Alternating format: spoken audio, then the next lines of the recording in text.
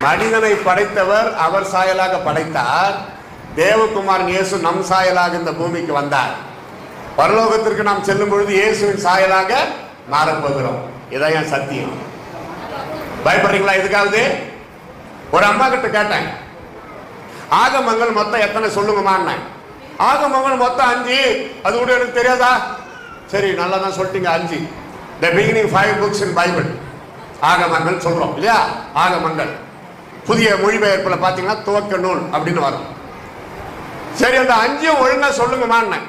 அந்த அம்மா சொன்னாங்க, ஆதி ஆகுமோ, யாத்திரை ஆகுமோ, என்ன ஆகுமோ, ஏதாகுமோ, எப்படி ஆகுமோ. முதல் 2 ஒழுங்கா சொன்னாங்க ஐயா. அதுக்கப்புறம் அவங்க கவனம் எதில் போயிடுச்சு?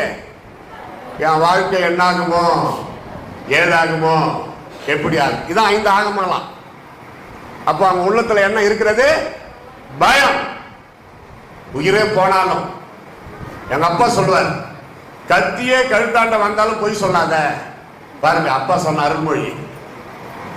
எங்க அம்மா சொல்லுவாங்க, படிப்பறிவில்லாத ஒரு தாய், ஒரு எழுத்து படிக்கல, வேசி வீட்டுல தூங்கினாலும் நீ பரிசுத்தமா இருக்க முடியும்.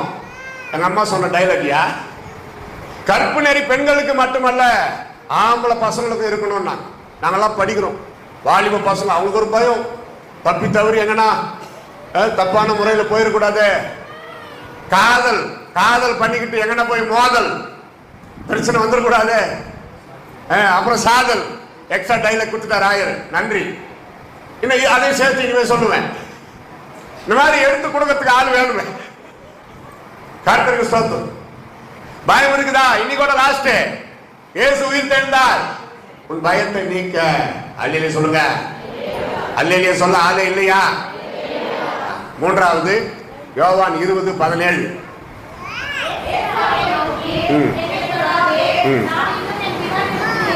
சாரி 27.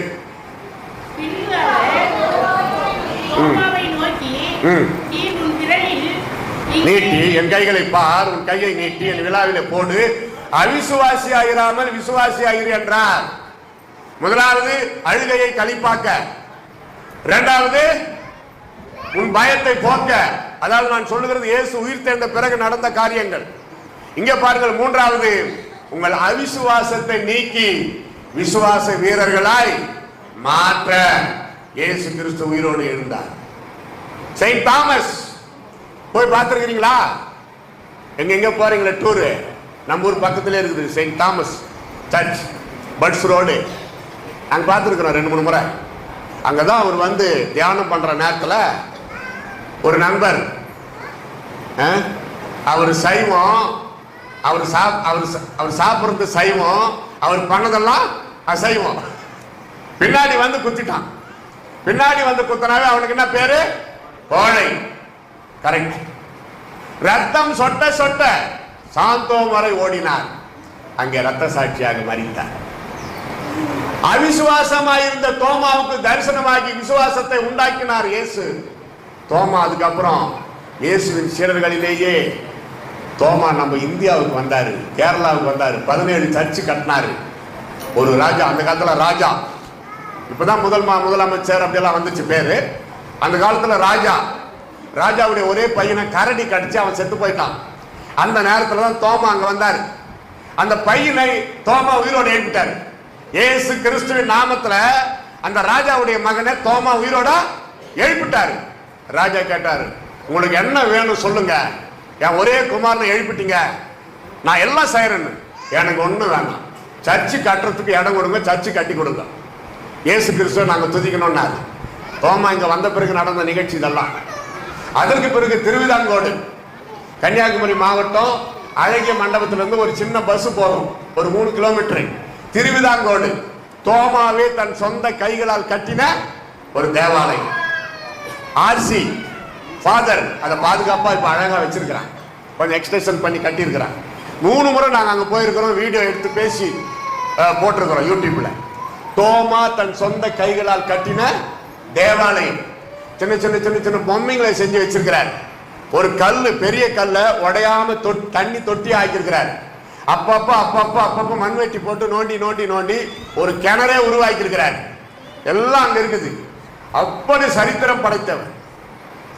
இயேசு கிறிஸ்து அங்க தரிசனம் ஆகலன்னா, இப்ப நான் பேசிக்கிட்டு இருக்கிற கடைசி பாயிண்ட் தோமாவுக்காக மட்டும்தான். தோமாவே பாப்பாங்க பாரு, நான் இயேசு உயிர்த்தேன்தான்னு எல்லாரும் சொன்னப்ப நம்பாம இருந்தல்ல, நான் நேரடியா வந்துட்டேன். என்னை தொட்டுப்பார், என் விழாவிலே இருக்கிற காயத்தில் உன் விரலை விட்டுப்பார், நான் தான். அவிசுவாசியா இராதே, விசுவாசியா இரு.